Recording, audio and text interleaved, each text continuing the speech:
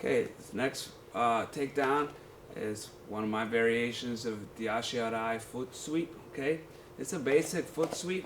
Okay, that we use. Typically, we like to do it as the person's landing their foot or their foot's traveling, but there's different variations. I like to do it off of defense to the Osotogari. Right now, we're just gonna use basic right hand grip on the collar.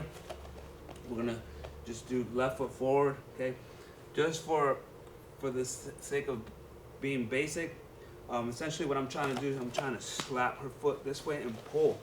So I'm trying to pull down towards my hip and lift on her arm this way. We can also do this with the different grips, opposite pull on the arm, vice versa. It doesn't really matter. What matters more is trying to get the motion going this way. You can go sideways, forward, back. For right now, I'm just going to show variation where I push her backwards, and as she pushes back into me, I'm going to pull. So with this grip, okay, I push into her as she's pushing back into me. Okay, sweep the foot, pull, and lift. Okay.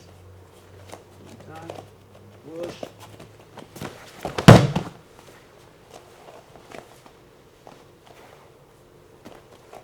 And push. Okay.